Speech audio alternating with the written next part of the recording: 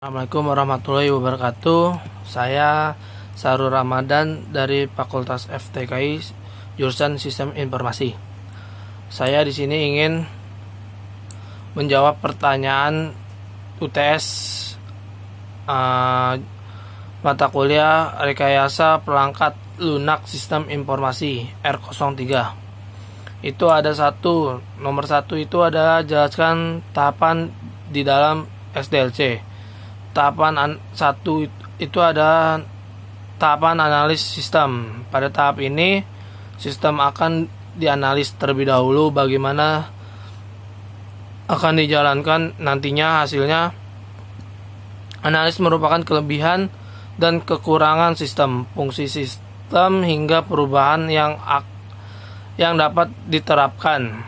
Bagian ini termasuk dalam bagian perencanaan. Bagian lain yang termasuk dalam perencanaan lain alokasi sumber daya, perencanaan kapasitas, penjadwalan proyek, estimasi biaya dan penerapan.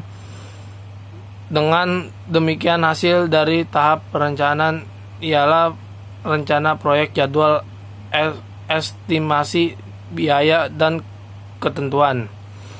Yang kedua itu ada tahapan perancangan sistem. Setelah sistem dipahami, perancang dan pengembang dapat mulai mendesain software terhadap tahapan. Tahapan ini akan menghasilkan prototipe dan beberapa output lain, meliputi dokumen desain, pola dan komponen yang diperlukan untuk mewujudkan proyek tersebut dalam spesifikasi. Kemudian dilakukan perencanaan sistem sebagai tahapan kelanjutan. Tahap ini ialah tahap yang dimana disuruh hasil analis dan pembahasan tentang spesifikasi sistem diterapkan menjadi perencanaan atau cetak biru sebuah sistem. Yang ketiga itu ada tahap membangun sistem.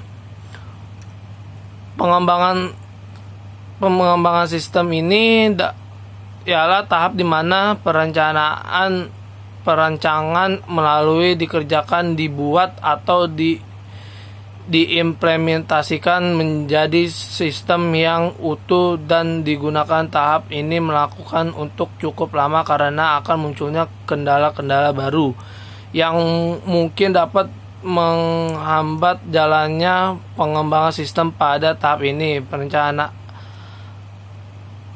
perancangan bisa saja berubah karena satu atau banyak hal terhadap sejumlah ialah produksi perangkat lunak di bawah proses pengembangan. Yang keempat itu ada tahap pengujian sistem. Sebuah sistem selesai dikembangkan, sistem harus melalui penguji sebelum digunakan atau direkomendasikan. Tahap penguji sistem harus dijalankan untuk mencoba apakah sistem akan dikembangkan dapat bekerja optimal atau tidak. Yang kelima itu ada implementasi. Implementasi itu merupakan tahap akhir dalam pembuatan SDLC. Di tahap ini sistem sudah dibuat, diuji coba dan dipastikan dapat bekerja optimal setelah tahap perubahan selesai. Itu ada yang keenam, ada pemeliharaan sistem. Pemeliharaan sistem yang sudah dibuat sangat penting untuk referensi di kemudian hari. Pemeliharaan ialah tahap akhir yang menjadi pemula fase yang baru, yaitu menggunakan SDLC. Sebelum berakhir di tahap ini, software yang dihasilkan harus terus dipantau untuk memastikan ia berjalan dengan sempurna. Itu tadi adalah jawaban nomor 1. Yang pertanyaannya adalah jelaskan tahapan di dalam SDLC.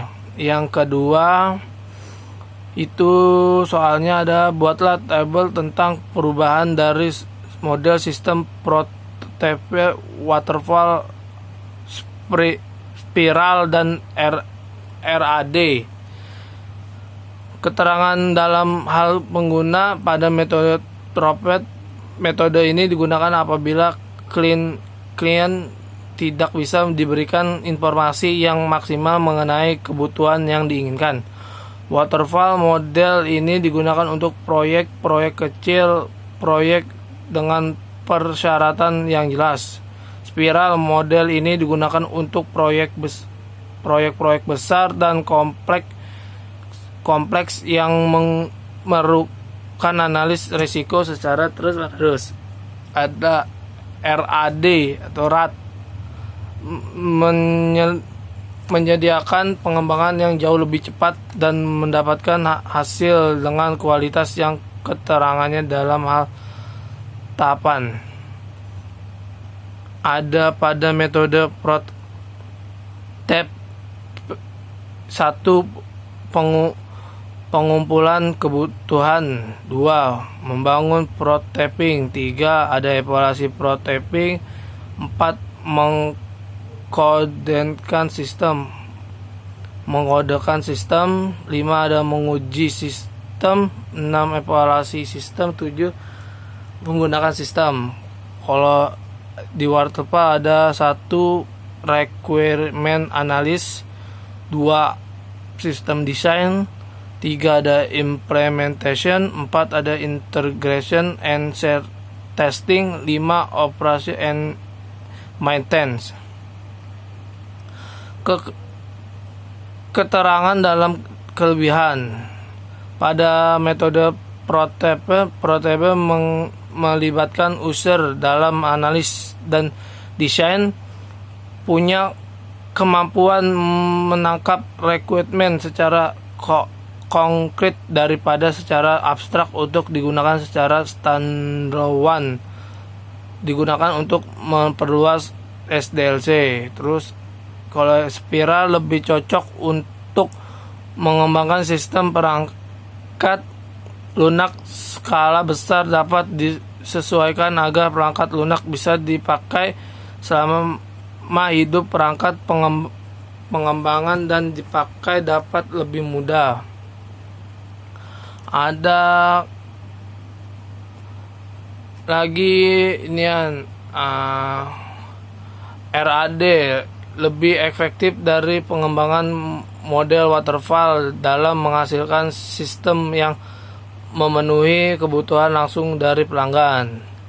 Ada itu aja nasi nomor 2. Nomor 3 itu ada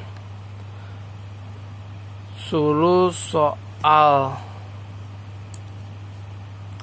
Ada nomor 3, saya punya ide ingin membuat aplikasi tentang makanan dan memperbolehkan saya menyimpan restoran favorit saya di aplikasi tersebut.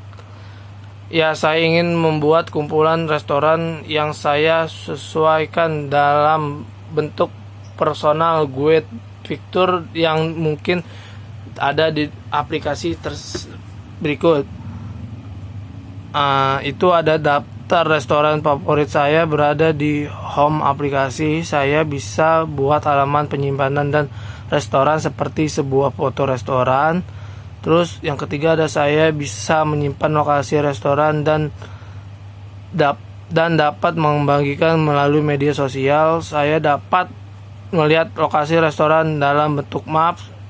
Saya dapat melihat restoran orang lain bagikan aplikasi ini. Berikut itu ada nanti ada desainnya, dan yang kelebihan metode PROTEP-nya menghemat waktu dalam pengembangan sistem. 2 penentuan kebutuhan lebih mudah diwujudkan. 3 pelanggan atau klien berpartisipasi aktif dalam pengembangan sistem sehingga hasil perangkat lunak mudah disesuaikan dengan kebutuhan dan keinginan pelanggan. Ada kekurangan metode tip prototip itu kekurangannya proses perencanaan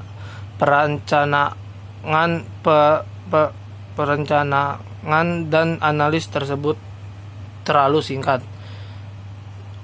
Biasanya kurang fleksibel dalam menghadapi perubahan. Yang ketiga, pengembangan kadang-kadang membuat kompromi implementasi dengan menggunakan sistem operasi yang tidak relevan atau algoritma yang tidak efisien.